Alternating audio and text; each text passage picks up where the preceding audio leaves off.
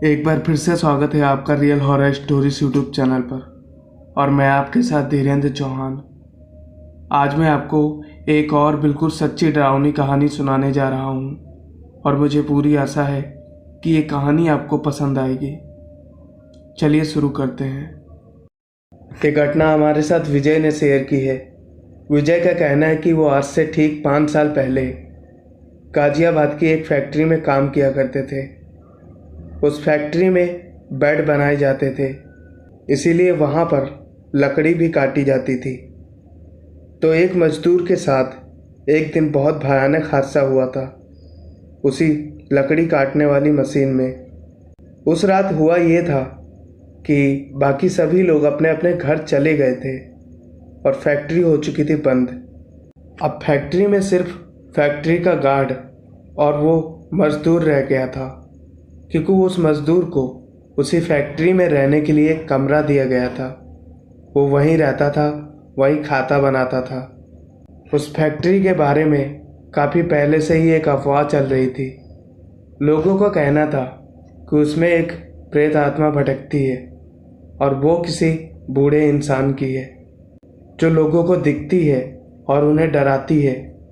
कई बार वो उनका गला दबाने की कोशिश करती है और जब वो किसी को ऐसे नहीं मार पाता तो वो उसे मारने के लिए तरह तरह के हथकंडे अपनाने की कोशिश करता है।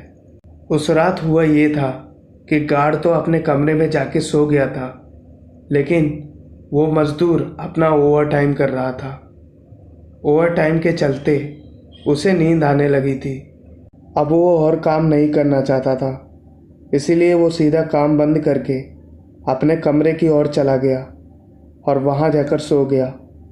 सोए हुए बस उसे कुछ ही देर हुई थी कि अचानक से किसी आवाज़ ने उसकी नींद को छीन लिया और वो उठ के दोबारा बाहर आके बैठ गया। उसे समझ नहीं आ रहा था कि उसके साथ आज ऐसा क्यों हो रहा है। उस समय सर्दियाँ आ गई थीं और हल्की हल्की ठंड होना शुरू हो गई थी। उसने बाहर ही बैठे बैठे अपनी बीड़ी जला ली और पीने लगा ताकि उसे ज़्यादा सर्दी ना लगे। उसके बाद उसे महसूस हुआ कि कोई दूर अंधेरे में खड़ा है और वो उसे देखने के लिए आगे बढ़ने लगा। जैसे जैसे वो उसकी ओर बढ़ता जाता, वो परछाई या कहे तो वो जो कुछ भी था, वो उसी की ओर आगे बढ़ के आ रहा था। और जब उसने चेहरा उसका देखा तो वो इतना डर गया कि सीधा भागते हुए अपने कमरे के पास गया। और उसका कमरा और गार्ड का कमरा बहुत ज़्यादा दूर नहीं था, मुश्किल से 20 मीटर की दूरी पर था। वो तेज़ आवाज़ में गार्ड को आवाज़ देने लगा, लेकिन गार्ड गहरी नींद में खर्राटे ले रहा था। वो उठा ही नहीं। उसके बाद उसी प्रेत आत्मा ने उसका गला पकड़ लिया और गला पकड़कर सीधा दीवार की ओर कोने में लेके चली गई। वहाँ उस मजदूर के साथ उसने क्या क्या किया किसी को कुछ नहीं पता, सिर्फ वो ही जानता है। वो मजदूर दर्द के मारे चिल्ला रहा था।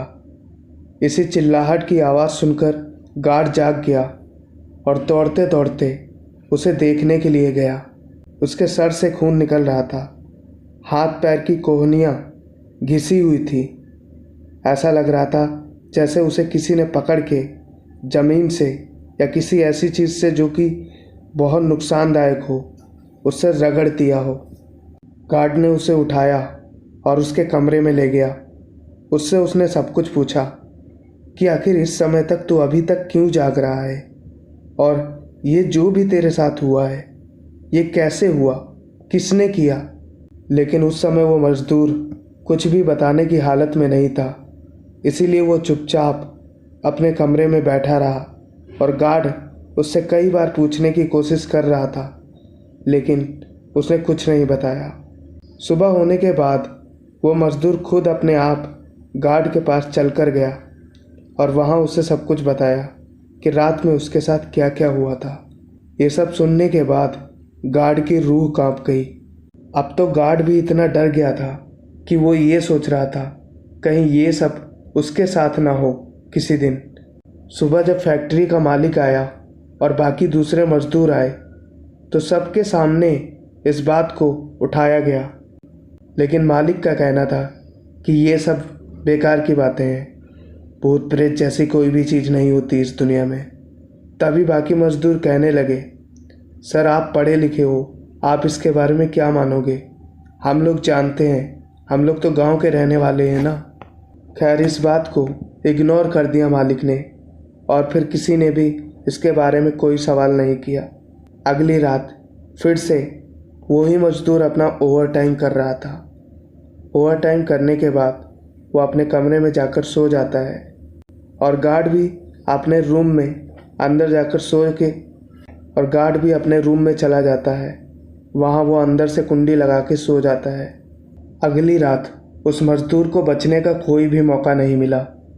वो मजदूर पता नहीं कैसे चलता चलता उसी लकड़ी काटने वाली मशीन के सामने पहुंच गया और वहाँ जाके उसका एक्सीडेंट हो गया।